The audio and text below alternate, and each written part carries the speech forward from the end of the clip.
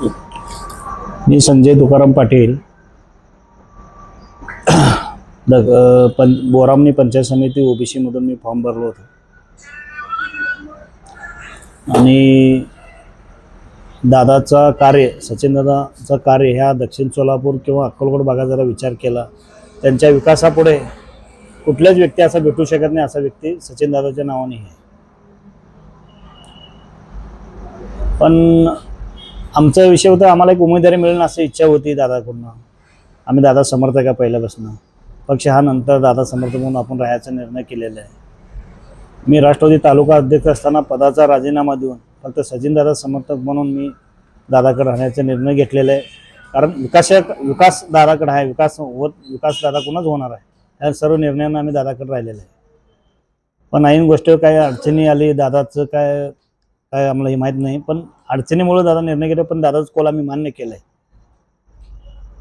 आता देतील पुढं काय आम्हाला शब्द देतील, पुढच्या वेळेला काय असेल ते करतील त्याने, एवढा विश्वास आहे दादावर आमचा।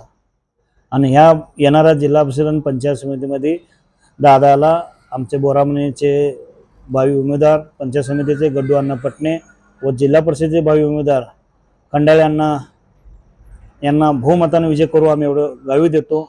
आणि आमच्या धनगर समाजाचं जे म्हणणं होतं की दादाने धनगर समाजाला नाकारले, कुठल्याही गोष्टी नाकारणे, इथं जाऊन तुम्ही कुंभारीला बघा, मागच्या 5 वर्षाखाली जिल्हा परिषद सदस्य होते, पक्षनेते होते, जिल्हा नियोजन होते, काही गोष्ट असं असतं। पण दादाकडे जातपात नाही आहे, ही पहिली गोष्ट सांगायला पाहिजे जनतेला।